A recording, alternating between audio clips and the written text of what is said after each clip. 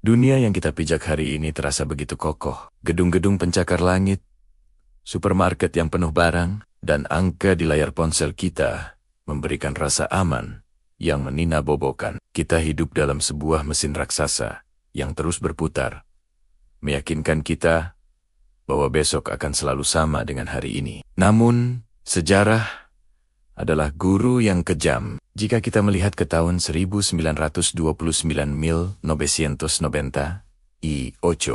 atau 2008, polanya selalu sama. Sebelum badai besar menghantam, langit selalu tampak cerah.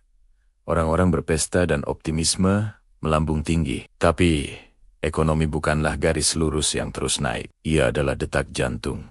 Ada ekspansi dan ada kontraksi. Krisis finansial bukanlah tentang jika, melainkan kapan. Dan ketika kapan itu tiba, ia tidak mengetuk pintu. Ia mendobrak masuk, menghancurkan nilai uang, melenyapkan lapangan kerja, dan mengubah hidup dalam hitungan minggu.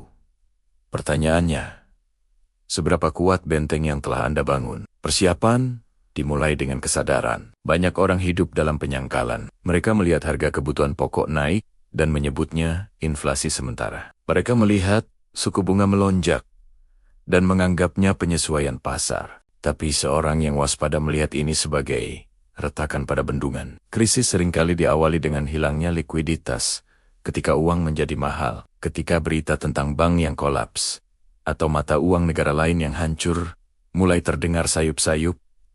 Itu adalah guntur di kejauhan. Ini adalah fase mental pertama. Menerima fakta bahwa musim dingin, ekonomi, akan datang. Dan mantel tipis yang kita pakai saat ini tidak akan cukup. Lalu, bagaimana langkah praktisnya? Dalam krisis, uang tunai adalah raja. Uang tunai adalah oksigen. Kekayaan di atas kertas seperti rumah atau saham tidak ada artinya jika Anda tidak bisa membeli beras. Langkah taktis pertama adalah mengamankan dana darurat. Ini mungkin terdengar klise, tapi bayangkan skenarionya. Bursa saham ditutup, bank membatasi penarikan harian, dan perusahaan tempat Anda bekerja melakukan PHK massal. Tanpa dana darurat yang cair dan mudah diakses, Anda terpaksa menjual aset berharga Anda dengan harga diskon besar-besaran hanya untuk bertahan hidup. Persiapan yang matang menuntut Anda memiliki cadangan biaya hidup minimal 6 hingga 12 bulan dalam bentuk yang paling liquid. Bukan properti, bukan saham yang nilainya terjun bebas, tapi dalam bentuk tabungan atau emas fisik yang bisa dicairkan kapan saja. Inilah sekoci penyelamat Anda. Jika uang tunai adalah oksigen, maka utang adalah batu pemberat di kaki Anda.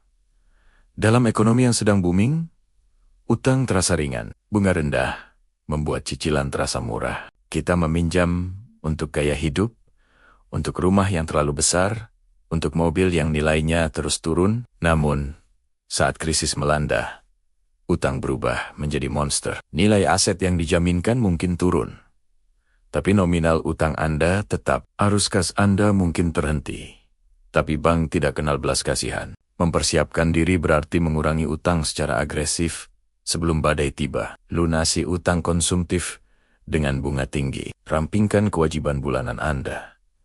Semakin sedikit tuan yang harus Anda layani setiap bulan, semakin bebas Anda bergerak. Orang yang bebas utang di masa krisis adalah orang yang paling merdeka. Setelah fondasi likuiditas kuat dan beban utang diringankan, barulah kita bicara tentang benteng kekayaan. Jangan menaruh semua telur dalam satu keranjang. Sejarah mengajarkan, ketika uang kertas kehilangan kepercayaannya karena pencetakan yang berlebihan, manusia kembali ke aset real. Emas dan perak telah menjadi penyimpan nilai selama ribuan tahun. Emas tidak bisa dicetak oleh bank sentral dan tidak punya risiko gagal bayar. Memiliki sebagian kekayaan dalam logam mulia fisik bukan untuk menjadi kaya mendadak, tapi sebagai asuransi kekayaan. Emas adalah jangkar yang menahan kapal Anda dari arus inflasi. Selain itu, diversifikasi ke sektor kebutuhan pokok atau energi juga krusial. Bahkan,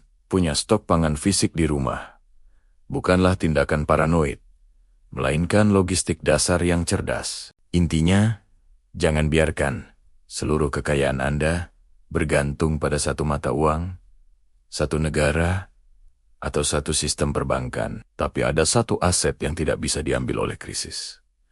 Kompetensi Anda. Aset bisa disita. Uang bisa kehilangan nilainya. Tapi keahlian akan selalu melekat pada diri Anda. Ini adalah investasi leher ke atas. Di masa resesi perusahaan akan memangkas lemak, bukan otot. Jika Anda hanya karyawan rata-rata, posisi Anda terancam. Tapi jika Anda seorang pemecah masalah, punya keterampilan spesifik yang vital, atau mampu beradaptasi, Anda akan tetap dibutuhkan. Persiapan krisis berarti mendiversifikasi sumber pendapatan. Bangunlah keterampilan sampingan yang bisa menghasilkan uang secara mandiri. Belajarlah cara menjual, memimpin, atau keterampilan teknis yang selalu dibutuhkan pasar. Dalam krisis, uang berpindah dari tangan mereka yang panik ke tangan mereka yang terampil dan tenang. Jadilah orang yang terampil itu. Terakhir, benteng terkuat bukanlah tembok tebal atau brankas besi, melainkan pikiran Anda. Krisis finansial adalah permainan psikologis. Ketakutan menyebar lebih cepat daripada kegagalan pasar itu sendiri. Ketika grafik pasar berwarna merah darah dan berita meneriakkan kehancuran, naluri manusia adalah ikut panik. Menjual aset di harga rendah adalah keputusan emosional yang fatal. Mempersiapkan diri berarti melatih mentalitas yang tenang, memisahkan emosi dari logika. Anda juga perlu membangun komunitas yang saling mendukung.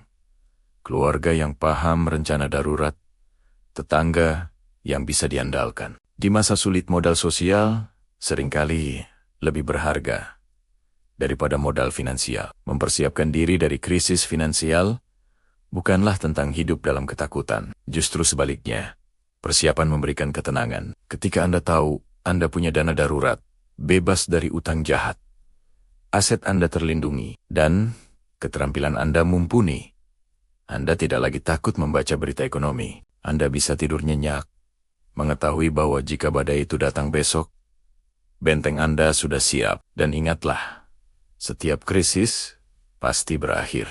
Ekonomi akan pulih, pasar akan bangkit, dan peluang baru akan lahir dari abu kehancuran. Mereka yang bersiap tidak hanya akan bertahan hidup, mereka akan menjadi orang-orang yang siap membangun kembali dunia baru. Saat matahari akhirnya terbit, persiapkan payungmu sekarang, karena langit tidak akan selamanya biru. Terima kasih sudah menonton. Jika Anda merasa video ini bermanfaat, jangan lupa untuk like, share, dan subscribe. Sampai jumpa di video selanjutnya.